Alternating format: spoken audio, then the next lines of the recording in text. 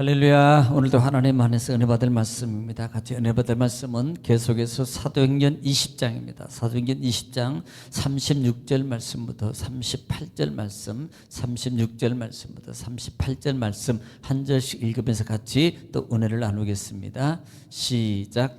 이 말을 한 후 무릎을 꿇고 그 모든 사람들과 함께 기도하니 다 크게 울며 바울의 목을 안고 입을 맞추고 다시 그 얼굴을 보지 못하리라 한 말로 말미암아 더욱 근심하고 배에까지 그를 전송하니라. 아멘. 사랑의 주님 감사합니다. 간밤도 주님 은혜 가운데 저희들을 쉬게 하시고 또 하나를 허락하시다 이 새벽에도 주님을 찬양하며 이 시간도 하나님의 말씀의 떡을 이 시간도 받기를 원합니다.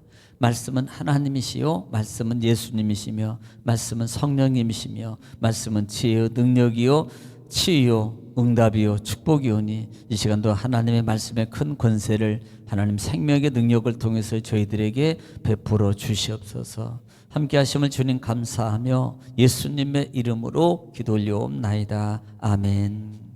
할렐루야. 하나님은 오늘 또 여전히 말씀을 통해서 이렇게 말씀하십니다. 그러므로 하나님 말씀을 받을 때 받는 우리의 자세가 중요한데요, 내가 하나님 앞에서 하나님의 음성을 듣는다라는 자세로 여러분 경청하고 경청하면 신명기 28장 1절로 14절의 말씀입니다. 내가 들어가도 복을 받고 나가도 복을 받고 내 소유가 복이 되면 내 하는 일이 형통하게 될 것이라는 말씀이 그대로 이루어질 줄로 믿습니다. 또 말씀이 선포될 때마다 꼭 우리가 화답해야 될 대답할 말이 있는데 그 말은 아멘입니다. 아멘은 고린도후서 1장 20절 말씀에 하나님께 영광을 돌린다는 의미고요. 또 아멘은요, 하나님의 말씀이 내 삶 속에서 그대로 이루어질 줄 믿습니다라는 신앙의 고백입니다. 또 하면은 우리의 마음에 기도의 소원이 담겨져 있습니다. 그러므로 말씀이 증거되고 선포될 때마다 아멘으로 화답하여 말씀의 기적의 주인공들이 되시기를 다시 한번 주의 이름으로 축복합니다. 자, 우리는 지금 계속해서 사도행전 말씀을 통해서 같이 은혜를 나누고 있습니다. 자, 반복의 능력입니다. 자, 20장입니다. 20장은 지금 드로아에 들어오고 그 다음에 이제는 밀레도 지역까지 내려왔어요. 밀레도 지역까지 섬을 하나하나 거쳐서 밀레도 지역까지. 이 밀레도는 에베소 근처입니다. 에베소 근처. 바울이 목적이 있었던 것 같아요. 지금 이 밀레도에서 도착하면서 바울은 사람을 보내가지고 에베소에 사람을 보냅니다. 그리고 그곳에 장로들을 청해요. 그리고 난 다음에 그들이 도착할 때에 이 바울 사도가 그들을 향해서 권면을 하기 시작합니다. 속칭 설교라 그러는데요, 권면을 하기 시작해요. 그 권면은 자기 신앙의 삶입니다. 그리고 그 신앙의 삶이 어땠던가를 말하는데 그것은 자기를 자랑하는 것이 아니었고 하나님께서 자기를 통한 에베소 교회를 사랑하는 그 사랑함이 간절함이었단 말입니다. 그러므로 너희도 그렇게 그와 같은 신앙의 삶으로 그 다음에 하나님의 핏값으로 세운 교회라고 표현해요. 에베소 교회, 즉 성도 에클레시아, 그 성도들을 뭐라고 표현하면 보살펴라라고 말합니다. 이 보살펴라는 거예요. 자, 그리고 그렇게 일깨운 다음에 그들을 향해서 간절히 부탁하는, 또 하나 간절히 부탁하는 게 있는데 너희가 욕심을 부리지 말아라. 욕심, 물질의 욕심 부리지 말아라. 나는 내가 사역을 하는 중에 내가 친히 벌어서 오히려 내가 가난한 자를 도와주면서 그렇게 사역을 했다. 그러니까 너희가 절대 물질을 탐하면 안 된다. 이것은 결국은요, 물심 욕심이 있으면 안 된다는 것이에요. 그래서 그들에게 이렇게 말합니다. 주님께서 말씀하는 것이 너희가 받는 것이 주는 자보다 복이 있다. 여러분, 받는 자가 아니라 주는 자가 복이 있는 거예요. 여러분, 준다는 것은요 그렇게 쉽지 않습니다. 가령 예를 들어서 여기까지도 가능해요. 크리스찬들은. 안 믿는 사람은 오리를 가자 그러면 안 가요. 뭐 내가 조금이에요. 그런데 만약에 오리를 가자 그러면 믿는 사람들은 어디까지 가요? 오리까지 간다니까요. 그런데 진짜 믿음의 말씀의 의지와 하나님의 신앙을 가진 사람은 어디까지? 심리까지 가주는 거예요. 이것이 뭐예요? 주는 겁니다. 우리는 보통 오리까지 가자 그러면 오리까지 가는 걸 주는 것으로 여겨요. 그런데 하나님의 진짜 권능은, 지혜는, 말씀의 하나님의 뜻은 심리까지 가주는 게 주는 거란 말입니다. 이것이 주는 거라는 거예요. 왜냐하면 사람은요 사실 받는 것 좋아하지 주는 것 좋아하지 않습니다. 내 수중에서 나가는 것은 다 꺼려요. 그래서 주는 게 그렇게 쉽지 않아요. 여러분, 돈이 많다고 주는 게 아닙니다. 그래서 많은 사람, 나는 돈 많으면 내가 줄 거야. 아니요. 돈이 많아서 주는 게 아니고요. 있는 자체에서 작은 것이라도 줄 아는 삶의 출발이 될 때 이게 부자예요. 이 사람이 부자입니다. 많이 가지고 있으면서도 하나도 안 줘요.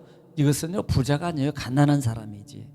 여러분, 진짜 부자가 되시기를 주님을 축원합니다. 그래서 그렇게 주면 여러분, 누가복음 6장 38절에 여러분, 줄 것이며 내가 너에게 더 줄 것이며 그 다음에 후히되고 누르고 안겨 넘치게 부어줄 것이라고 말씀하신 예수님의 말씀이 이루어진다는 거예요. 여러분, 줄 아는 여러분 넉넉한 믿음을, 아니 하나님의 받을 지갑을 열 줄 아는 여러분 되시기를 다시 한번 주님 축복합니다. 자, 오늘은 36절 말씀부터 38절 말씀까지 또 한 절씩 읽으면서 같이 또 은혜를 나누겠습니다. 자, 이 말씀을 한 후 무릎을 꿇고 그 모든 사람들과 함께 기도하니 그랬어요. 지금 권면의 말씀을 마치고 지금 바울은요, 어디를 향해요? 이 예루살렘 쪽으로 향해 가고 있는 거예요.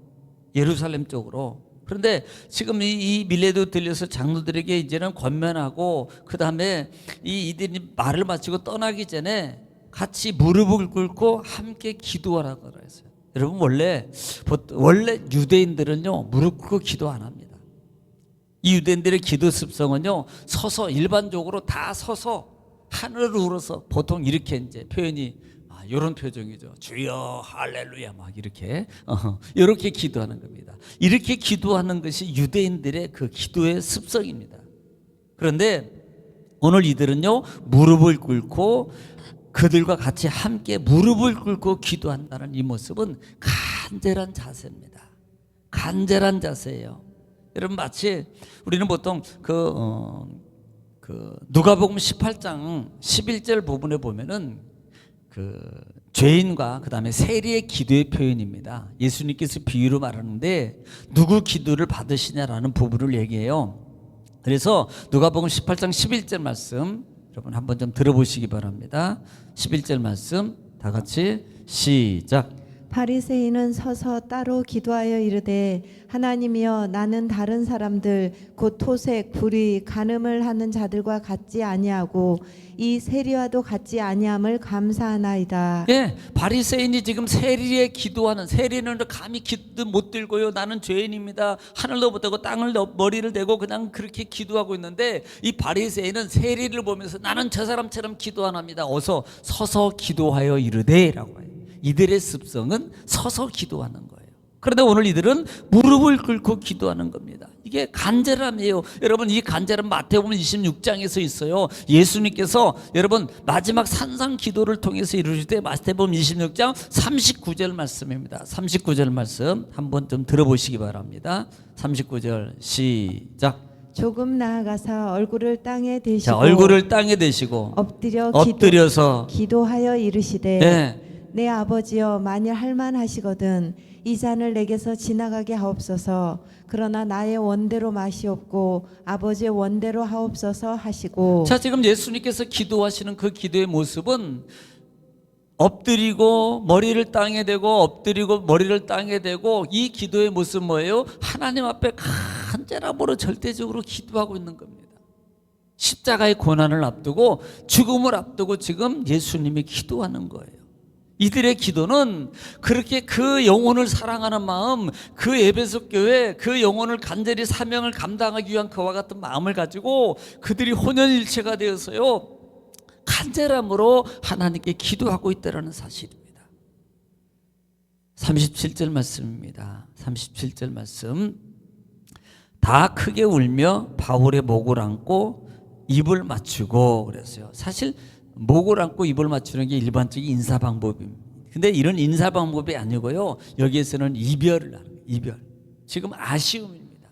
우리가 사실 그렇잖아요. 정말 사랑하는 사람, 동족이나 가족이 어디 외에 출장 간다든지, 심지어는요 군대만 가도요, 자기 자녀들 군대 그거 1년 뭐 18개월 가나요? 그런데도요 그거 그냥 뭐 죽으러 가는 것처럼, 뭐 군인이기 때문에 옛날에는 그랬죠. 요즘에는 군인이 그런가요?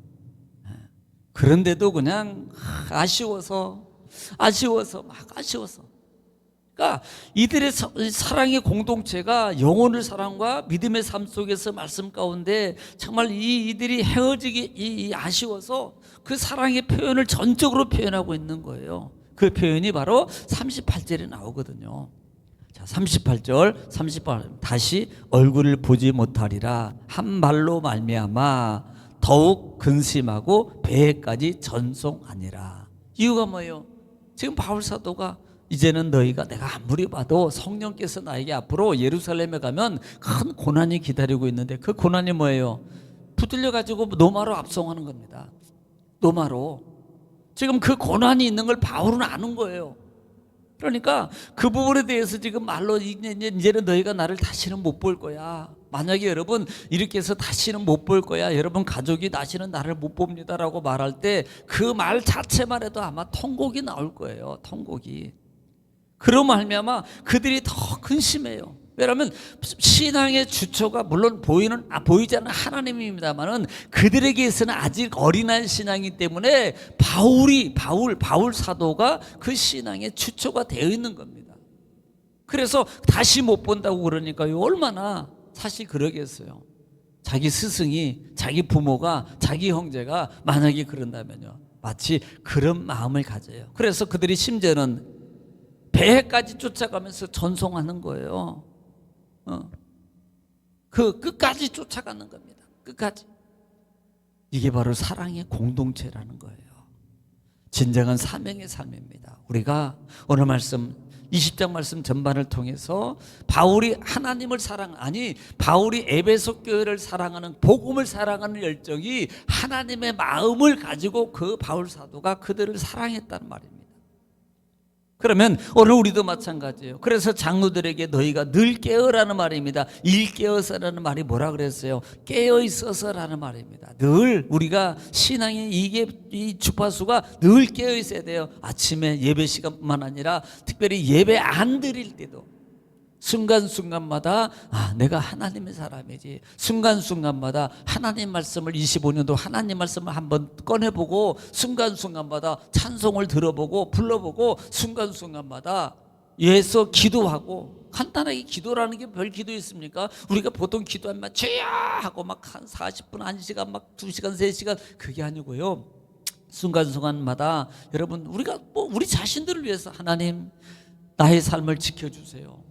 또 순간순간마다 하나님 우리 자녀들 돌봐주세요.